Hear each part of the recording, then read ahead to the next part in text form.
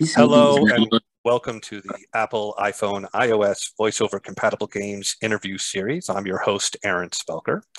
Now, Apple, iPhone, iOS Voiceover Compatible Games is a group that is dedicated to talking about all things accessibility with mobile gaming. We do interviews with game developers as well as accessibility influencers. And today we have a group of people, a team from Kikiriki Games, who is coming out on Sunday with their new game called To the Dragon Cave. And I'd like to turn it over to the group for you guys to kind of introduce yourselves and also to let the community know what role you play in helping to create To the Dragon Cave.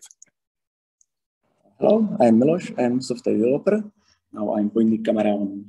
Hello, my name is Lenka. I'm a graphic designer. And now. Hello, I'm Jana, and I'm Miloš's wife, and I am blind. Well, welcome, and you guys are, we're having this conversation, technology is wonderful from across the world. I'm here in the United States, you guys are in the Czech Republic. If we kind of just, start out, why don't you tell us a little bit about, the origin of creating this game? Why this game? Why now? Just kind of the background. I will start probably with this. So my wife, she's blind, and she loved one game on like the old iPhone 5. She was playing it like when she had like free time waiting for some like bus or something. But then the iOS undergone the update from 32 bits to 64 bits, and the game was not updated for the new iOS. And so Jana could not play it anymore. And I was pretty sad about it, but that's a long time ago. And like last year, after 6 years working for one company in the UK, I started feeling that I need to look for some new challenge. And I decided to end my contract with the company. And then I was like thinking, okay, now I will have like a couple of months to decide what to do next. And during the time I was thinking, okay, so I will make this game for my wife so she can play it again. But then Jana joined me in this effort, and we started thinking about it more deeply. And it started grow and grow and grow. And now it wasn't like a couple of months, but now we are like eight months in working on the project, and we are finally getting to the release. Yeah, so that was probably the story behind how it started. Was your background at the company that you were previously working for, was that in game design or game coding, or was it something completely different? It was I was software developer at a company that was based in the UK, and it was like a job board, so it was like more database oriented and like web page applications development. So is this your first foray into trying to create a game? Yes, and I would say that like I'm playing games from my like 8, and I always like was dreaming about making a game one day. So now finally I find a way how to do that, and I found very, very helpful that I have like more than 15 years experience with software development. I used all these skills in this project, and it was very refreshing because it wasn't just about software development, but also some creativity, which was a very new experience for me. So I enjoyed working on that a lot. So how do you even get started? So you leave your job, you decide you're going to make this game. I mean, where do you even begin to say, what program do I need to learn in order to start coding? How do I get, sound design? Like, it seems a very daunting challenge to undertake. How did you even learn what you needed to know in order to get done what you need to get done? What helped me a lot was that as I mentioned, I love playing computer games, and I love the first-person shooters. So I was interested if I will be able to make a shooter, but without visuals, just where everything is described and like described by sound. And Jana liked that idea as well. So we started working on that, and we had like first prototype pretty quickly. And then originally we didn't think that we will have like all the voiceovers in the game and that the story will branch and all these things. It came during the development. More we did, the more ideas we get, and so it was growing this way. Like the first demo we had like after 3 months, but then all the ideas start coming in, and we started to expand it, and we learned a lot how we work on it.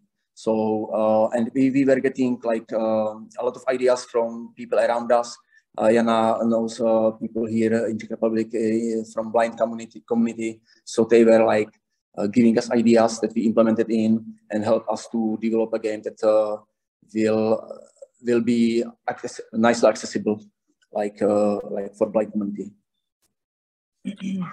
Now, and if I remember your title correctly, you're doing graphic design. I'm completely blind, so I don't know what's on the screen. What does that entail? Is there actual graphics or visuals that accompany this game, or someone who is sighted, if they were looking at the screen, what would they see, if anything? I mean, like it's my common joke now that I'm like doing graphic design for like audio-based game, right? And people think I'm making fun of them. And yeah, I think that like the role of graphic design in this game is just like to build a bridge for like sighted or fully sighted or like semi-sighted people to get into this like, let's say, blind experience, because I think if the game was fully audio without any graphics, it will be I think that for people who see it will be too unapproachable, I have to say. So we've been trying to make a game with like for both groups. And so they're making creating graphic design like a menu or like graphic design environment for like the levels. It's a way to make it more like approachable for people who see and but still like rely on audio for like having the full experience, like playing the game, which is the same for all people, if it makes sense. Yeah, I mean, for those who may not know, and there's a lot of things I love as I've started to play the game. It right in the beginning kind of turns on the head the fairy tale. That the damsel in distress who needs to be saved, and her rescuer gets waylaid, and she decides that she'll rescue herself and she'll go rescue him. And yes. Unfortunately, when she was captured by the evil dragon, she was blinded by his dragon breath. So that's how why you're going around fighting in kind of a blind landscape in the game. And so, and then there's fun things that you go through. As I think you were saying, you talked to some other people for ideas. There's like killer sheep who will attack you, which just made me laugh as I got to that part. As they're making their sheep noises and they have bells around their neck, coming to attack you. It's just, there's a lot of good humor. There's some good frantic gameplay throughout the game. Some RPG type of mechanics as well for those who like that aspect of it. To the Dragon Cave, let's turn over. This game was made for one person. In particular, how have you liked the game? Did it come out? Did your husband do a good job making the game that you actually enjoy?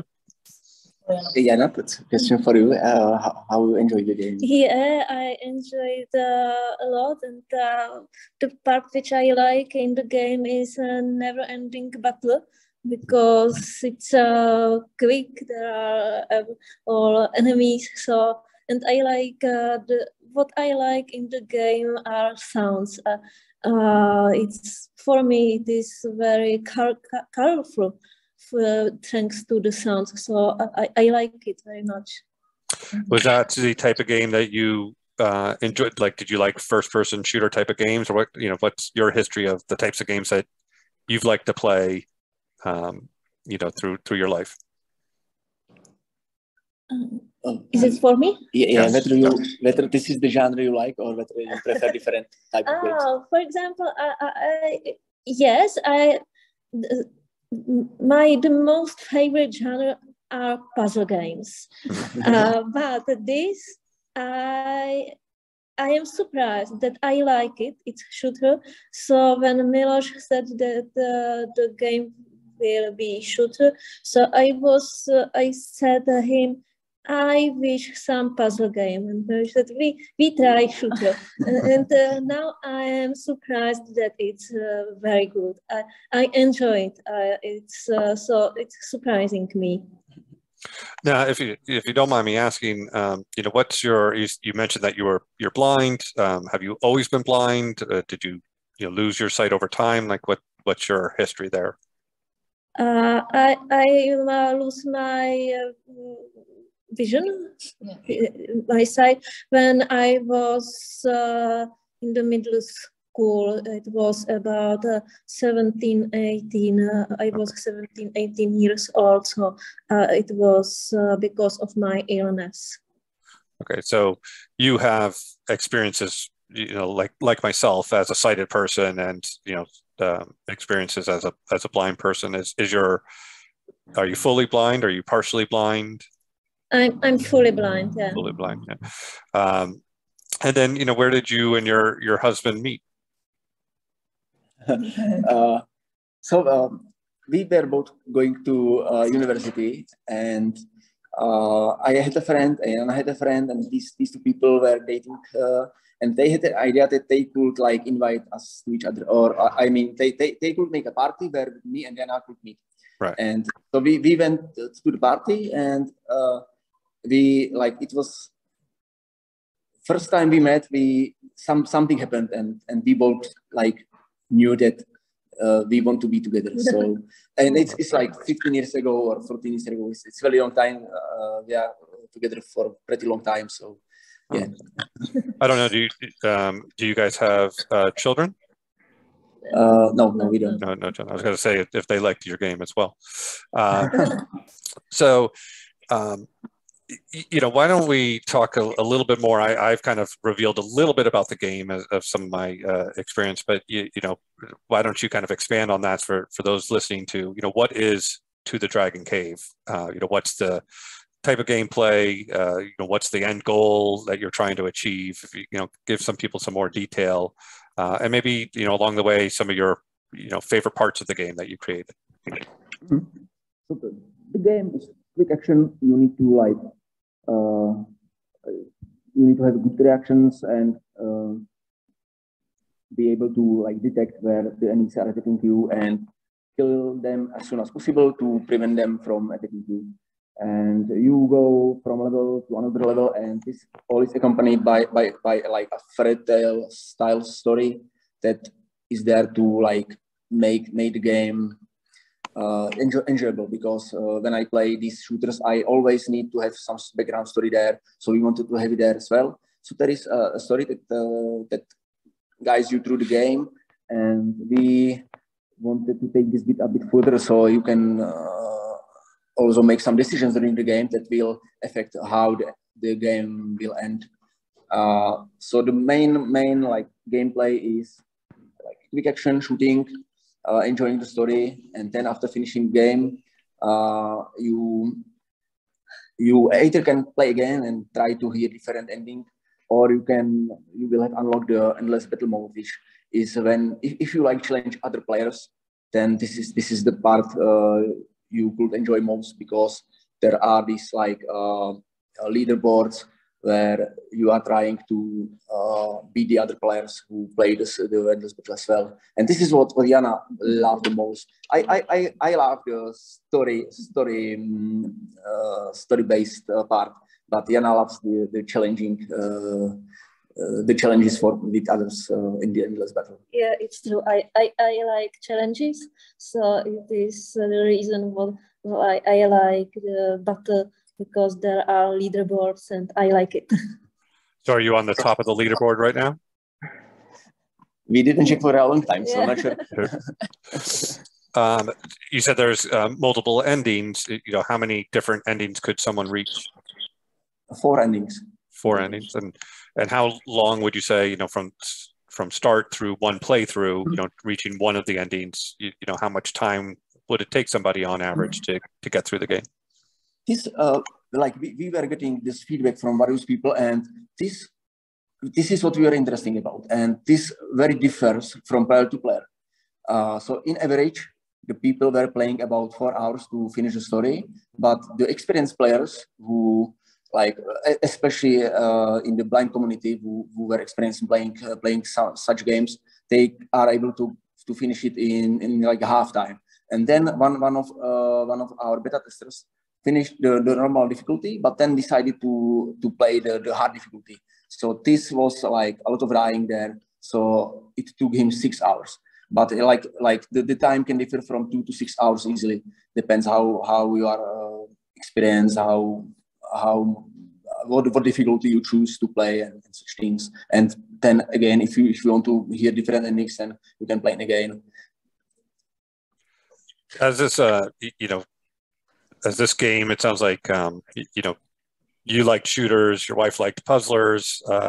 Has this game kind of brought you guys together to have a common game that you guys can play together and experience together and talk about? Has it kind of been a bridge between a sighted and blind player? Exactly. That's what we achieved, at least between me and Anna, with this game, that we both like to play it and then share the experience. Yeah, if you agree, Anna. Yeah, I agree. And we would like, if we can, if there are like other people as well, both sighted and blind, that can share the experience about the game. We will hope that we can, like, as you mentioned, have a bridge between these two groups of people. Some like shared experience thanks to the game. That will be we will be very happy about that if that could happen. I think that that's the cool thing about this game, that it makes the blind experience like a normal, like a standard thing, like the baseline. Right. This is not like, oh, we try to make something like for blind community, but it's like we are trying to make something which is like blind centered, and it's like this is something which can be very like relevant and like attractive for almost anyone. Yeah, I mean, I find some of the funnest games to play and most rewarding games to play are those ones that thought about accessibility at the very least from the outset of the game. And so, this game is kind of centered around a blind character, so obviously you were thinking about accessibility from the start, and that really allows for an experience that tends to be more flawless and more compelling than something that's just tried to tag on accessibility on the back end. Yes, I think that we can all agree on this. Yeah. That was the goal. Now you've kind of made a mention of other people who've played the game. Like how many beta testers did you have? How many of them, or what kind of breakdown between sighted and blind people beta tested this game for you? Sorry, there were some interruptions, but if I understood correctly, you were asking about how many people played the game. Is that right? Yeah, how many beta testers have you had, and how many of them, what percentage was blind versus what percentage was sighted? So I think in total it was the beta testers, it was over 30 people, right? Yeah. I think like 20 of them, or two-thirds, were blind. Yeah. And about 1/3 of them were sighted. Yeah. And then there were like a group of people who played the game with us like from the beginning. Like there were 4 or 5 people who played the game like dozens of times in the early stage. So there were like the beta testers who played when it was almost done, but then there were also some people, about 5 of them, who played the game all the time with us and providing like early feedback, so we could like address all the things that we needed to address. Yeah, I have not finished the game yet. I'm about halfway through, I would say, based off of the time you mentioned, and it's very smooth, very responsive. It's a good accessibility experience. So I'm quite impressed. Your first game out, that you've been able to create such a robust game. So good on you guys. The name of your company, Kikiriki, if I said that right, Games, why that name? It's kind of an interesting name. I think that like Milos or Rihanna can explain this. They know the history. So Kikiriki, it's the sound of rooster, the sound of rooster, how we call it in Czech Republic. And in English, help us please, Aaron. Cock-a-doodle-doo. Yes, exactly. Yeah, so yeah, so that's the same in Czech. And yeah, Jana? Yeah, that we realized that the same in Czech it means cock-a-doodle, but in Croatia it means peanuts. Peanuts, yeah. And Peanuts, it was okay. what we like when we were in Croatia for our holiday, and we realized that peanuts in Croatia are the same like in Czech Kikiriki. So we like this word, and we decided to choose the name. So, Yeah, so a little inside joke between you guys. Yeah, a little bit, but we also like that the word means a sound. Yeah. So it's like suggests a little bit that these games will be about like audio, but we didn't want to like call ourselves audio based game company or something. We wanted to like keep it a little bit maybe Playful. Yeah. I was gonna say it kind of goes along with the game itself that has, you know, some playful elements to it, you know, some humor in it. Now I know we have, I believe, you know, part of the team here, but I think more people were involved in creating To the Dragon Cave. You know, how many people did you really have kind of working on the game, you know, in order to create it? So I think about like 25 people at least touch the game in some way. There is 4 people where the core. It was like me coding the game, Jana working on the story and communicating with all the other people who we worked with. Then Lenka, who like were working on making the game attractive for sighted people as well.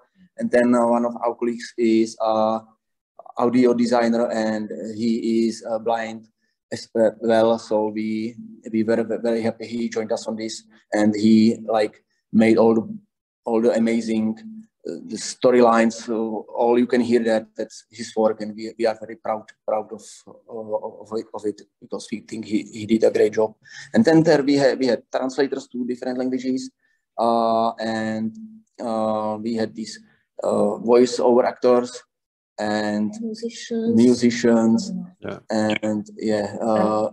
I want to mention that, like, did you mention that most of the translators were like blind people? I haven't mentioned all our translators were also from blind community. Yes. So one of our efforts was not only to make a game, but we also wanted to show that the blind community can make a product that is like able to compete on global market, like to show that we all can when enjoy the process, that we can make something, and that there are a lot of talented people who can do this professional work. And but I don't know how it's in the USA, but here the 80%. Yeah, about 80% of blind people doesn't have permanent job employment. There's on the side of employers.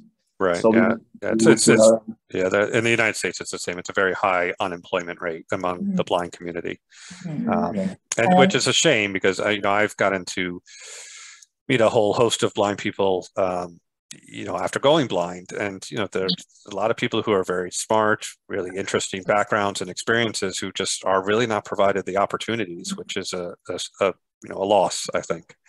There's a lot of things that they can bring to the table that is just, they're not getting the chance to. And I think that one of our successes we already had was that one member of the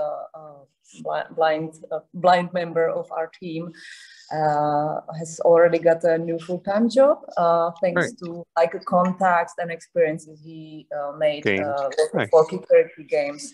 So it's not about the work we offer, but it's also about new contacts, new connections, new experiences, which can help the people make a next step in their like careers. And so that's great.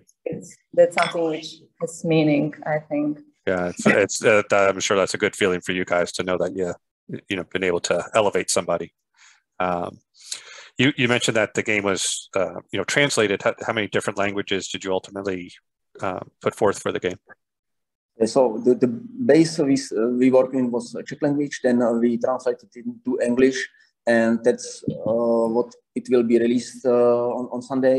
We also have like translations to German, Spanish, and Polish languages. For German, we have like almost all voiceovers done. We need just a bit more to finish it. So we will be probably in next update releasing in German language, and then we need to make voiceovers for Spanish and Polish, and we will make them in another like update. How did you, just sticking on the sound part, like, there's a lot of different sounds. Every enemy has its own unique sounds. Every, sound of a sword or a crossbow, everything has kind of, its own unique sound, which is, of a real nice quality as well. Very enjoyable sound design that you've put forth. But, how did you, do that? I mean, how did you make, the sounds of sheeps with bells, how did that actually come together? So we were using or looking through various like sound databases where we could buy some packages and then look for the sounds that are good for us. And in terms of quality, this is where the sound designer Roman helped us most, because he understands all the things behind the sound. So the quality is there thanks to him. But the sources that there were like many different databases, some paid, some free. So we were looking for the best sound that will fit our needs always. Right. Yeah, and I think that's an interesting point. What I like to try to share with the community when I'm talking to developers is, first to let the community know, look, there's a real life people behind, working hard to create this game, but there's also a lot of effort and time and, ultimately money that you have to put forth to even create this game and release it. I mean, you were just saying you had to buy different sound packages. I'm sure you had to, pay translators, pay the other people who are working on various components of the game. So, it's an endeavor, and I'm sure, you're doing this, not to lose money at the very least. So, how do you balance, everything that you want to put into the game versus the economics of what does it really cost with an unknown, how many people are going to actually purchase this game and download this game? So this was something we of course cannot know how financially it will look like until we release it. So we had some plans, we had some expectations. We have like three measures that would mean success for us. First, if the people like the game, if it's enjoyable to play it. So that's the first thing that we realize as a success. Then, if the game is selling well and it pays itself, then it's success number 2. And then we had the third point. Could you help me? Like the meaning of graphic design in it. Sorry, I was just kind of. Sorry. It was the bridges between. Yeah. Yes. And so like at this point we are not sure if it will like be commercial success. Mm-hmm. For us, it's our first product, so we will be happy if it paid itself. But we believe that if we persist, then the next things we make could like bring more attention, interest more people, and then we could have like some financial success with it as well. Mm-hmm. So yeah, I mean, you're in a good niche in that there's not too many first-person shooter options for the blind community. That's not a Yes, typical game that's available for them to play, and it's one that I often hear, people saying that they want. So I mean, I knock on wood. I hope great success for you guys, because it's a fun, compelling game, and it's something that's not not too many games out there that are available in that genre. Thank you. And maybe, I don't know if you already mentioned it, like To the Dragon Cave is the first audio shooter produced in Czech Republic. So there you go. So it's already a success for us. Yeah. Have you been able to leverage that from a marketing standpoint? Have you been able to, I know you've done my podcast. I know you've done some other ones as well. Have you been able to get out into the Czech media, to get, some buzz about your game, or like what other ways are you kind of getting word out there about your game? Maybe for you, Jana, if you catch the question, or can you repeat? Yeah. So So how are we like progressing on like promoting on the marketing and promotion media, of the game in the media? Yeah, in Czech Republic. Yes. We talk about our game in Czech media, for example, Czech radio or Czech newspapers. So I think that in Czech Republic now we are in we have good coverage. Yeah. So what we still need to manage is to learn where to like who to contact in different countries where we want to release the game, because in Czech Republic we know the environment, so it's easy for us to spread the word. But in other countries, that's something we still need to learn, and so we are very glad that we can talk with you and tell you about our game and our ideas, because that's what helps us a lot. But I think that like what was our advance is that Jana is she's I don't know if it was mentioned, she's an experienced journalist, and like so she's this. All right, well, we had a little bit of a technical difficulty that dropped our call, so we're going to try to pick it back up. Not quite sure where we left off, but I'll just kind of throw in with a new question. When you guys were creating To the Dragon Cave, what were the things that you kind of focused in on to, make it really appealing to the blind community? I mean, sound design is very key, but, what other things were, on the design board to make this, a fun game for blind people?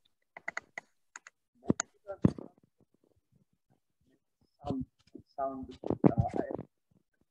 was doing something,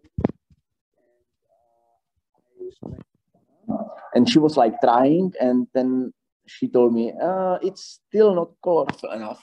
So I went back and made some changes, and this iteration we like made several iterations until Jana was happy about how the sound is or how it works for her.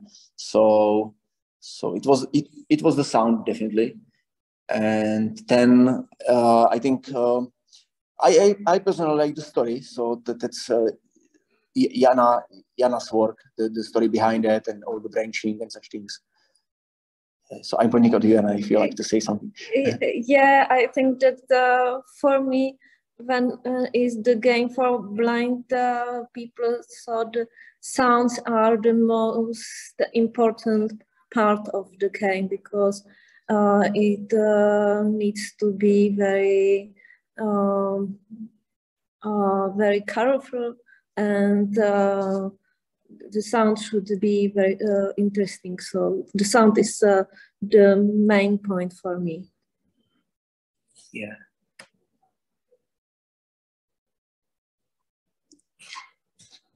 Mm-hmm. Yeah, so I think I agree that the sound and the story together is just like what makes the game the most like appealing and interesting. And I think it is a big potential if we like continue work with the great narratives which Jana will write, and try like different ways of like integrating the sound to make the experience more like attractive and interesting for people. And what was the hardest part about creating this game and making it accessible? Where did you find challenges in trying to bring this across the finish line? Because we designed the game accessible from the beginning, it wasn't difficult to make it accessible for the blind community. What we found more challenging was to make it accessible for sighted people. Like one experience we had like the game in almost like the final stage, and it was tested by many blind people. But then we sent it to beta testers who were sighted, and we got some like at least 3 reactions from them that the game is unplayable because they can control it.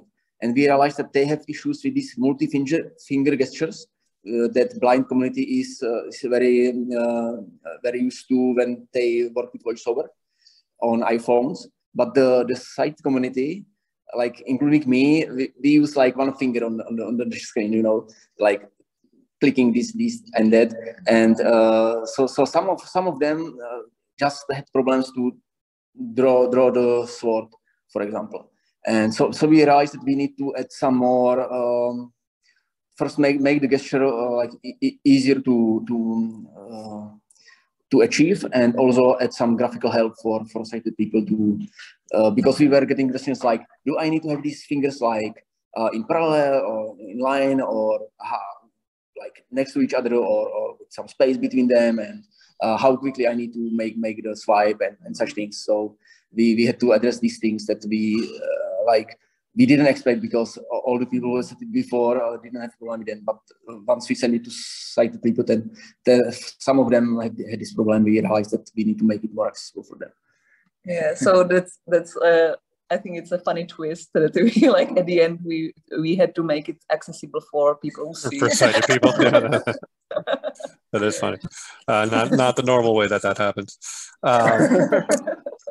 The overall experience of creating a game, I mean, did you find it to be harder or easier than when you started the experience? Not sure I understand the question. I mean, like yes, is the overall experience, if it became like harder like over time when you were working on it, or easier? Was it hard? You started this at the beginning, you said, okay, I'm going to create a game. In the end, was it harder to create that game than you thought it was going to be, or was it easier to create the game than you thought it was? I think it as we were discovering all the new things we need to make across the time, then it was like increasing difficulty, but in a nice way. It was like every week we learned something new that we realized, and then next week there was again something new, something a little bit more difficult that we again like implemented, and so it was like gradually increasing difficulty, but in a nice way, not like we expected it will be easy, and then we were like surprise how hard it is. No, it was like, okay, so we have some ideas here, we started to work on them, and then we got ideas how to make it better, and so it was like more challenging than the original ideas, but still like in the right way, that we were learning something new and making it better, making it again better. Plus there was the time pressure. I think it was like the element which like at some point it made it more like challenging. Yes, that we tried to release it at a certain point, not wait for way too long. Yeah. So it was this element. Maybe the last 2 or 3 weeks were the most challenging, because we had we wanted to announce the release date, and now when we release it, we wanted to make it ready for the date. So that was probably the most challenging part in terms of like pressure or some challenge. Yeah. Now, so you're now at the release date, people are about to purchase this game.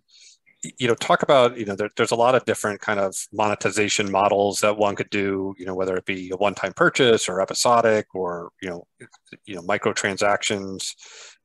How did you decide what way you were going to monetize your game or charge for your game? For this type of game, we found that like the best fit would be one-time purchase. This is what I brought from like the PC-based games or console-based games, where I, as a player, just buy a game usually, and then I play it as long as I like. So we brought this model to the mobile platform as well, although there are different models that are more commonly used. But for this specific type of game, we found it like the best fit, because we didn't want to have any advertisements in the game. We were thinking it would like be disturbing for the player, and we wanted to have this experience, the game experience,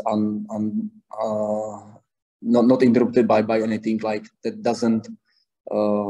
It's not attached with the game, like advertisements, or for this type of game, in-app purchases somehow didn't fit for us. There might be some other styles that where it would fit, but not this one, I think. So we decided for one-time fee. What's kind of on the horizon next? I mean, obviously you have some translations that you're working on for To the Dragon Cave, but have you thought about To the Dragon Cave 2 or some other game? What's kind of next on the horizon for I think at the moment we need to work on the promotion and like to market our game. So like thank you for the interview, which is like part of it. Yeah.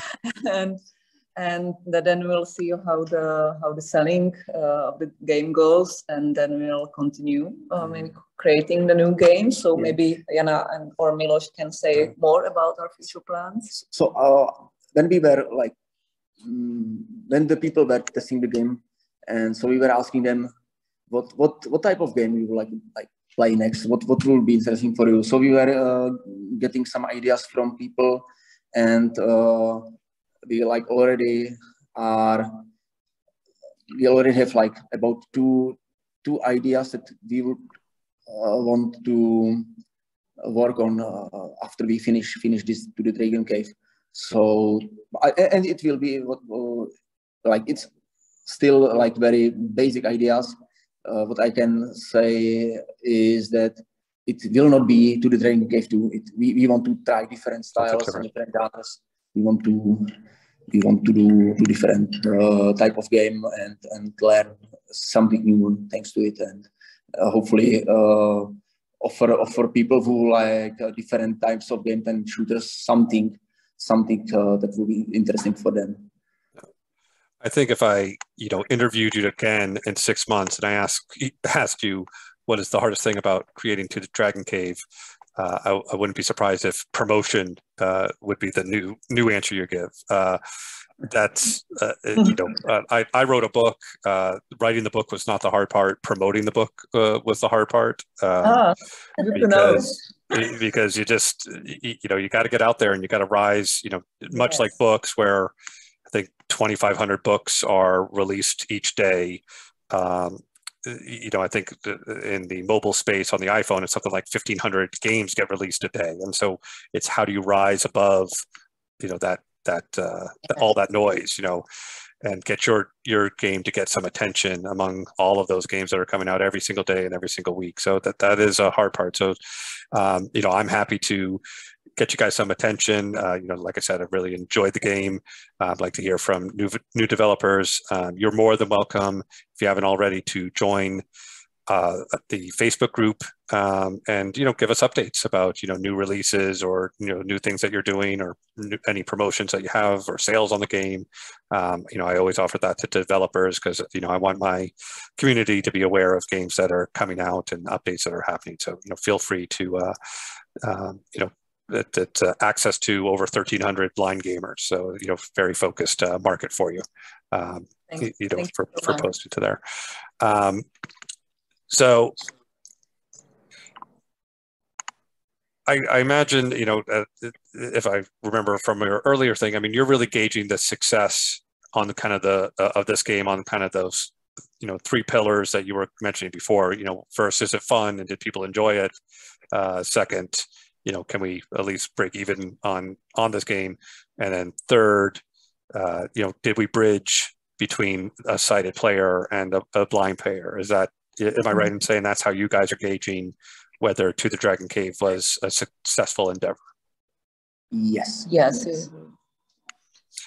And, you know, I guess, you know, the final thing is, you know, what can, the community members who are going to be watching this, you know, over 1,300 blind gamers, you know, what can we do to help a developer like you who's, you know, trying to create accessible games, you know, really focused and targeted to the blind community? You know, what things can we do, you know, besides purchasing the game, besides reviewing the game? Is there other things that we can do, you know, to help you, you know, have the ability to, you know, create even more games than this one? I think that like any feedback is very like welcomed, or any like sharing of the game, of our creation further to the world. It's very helpful. I don't know if you have any other ideas. Yeah, so when someone likes the game, then if the person could spread the word, that's like most important thing for us at this point. And then giving ideas about what people would like to play. That's also like something that we already found very, very useful for us for creating the next ideas. Yeah. Well, you know, I really do appreciate all the time and your patience with the technical issues that we had then in the middle there. I always like to turn it right at the end over, you know, to you guys to, you know, say any kind of closing remarks that you have, you know, about accessible gaming, the status of accessible gaming, about, you know, the creation of your game. Just, you know, any thoughts that you have that you'd like to share that we maybe didn't cover over the course of the interview. I think it's important to be aware of the fact that the blind community is so wide, and it's like has the cravings to like have a different kinds of experiences, whether it's a gaming or other ones. So, and I think the developers need to acknowledge this and create more games like we are trying to make. So that's the one point. And do we have anything other to say? Like, yeah, I agree with Lenka that we would like to. It would be great if more developers realize that the blind community would like more different genres and games to play, and realize that there are many people who like to have better offer in the gaming market that is accessible for people from blind community. So that's what we'd like to say. Yes. Great. Well, again, you know, thank you so much for the interview. The To the Dragon Cave is coming out on Sunday, so it'll be available in the App Store in several countries at that point. Like I said, really fun, enjoyable, engaging first-person shooter. So I really recommend everybody to, you know, take a look at it, download it. It was a very, very fun experience. As I said, I'm about halfway through, so I hope by Sunday that I'll be completely through. And also for the community members, I will be releasing my review of To the Dragon Cave on Sunday. Awesome. So thank you. So, you know, you'll be able to play it, and then you'll also be able to see the review on Sunday. So again, thank you so much for taking the time to speak with us. I wish you the best of success in your game. I think it's well worth a download, and I hope everybody in the community you know, shows you that that love, purchases the game, and also goes down and reviews it for you. Thank you so much. All right. Thank you very much. Have a great day. Thank you.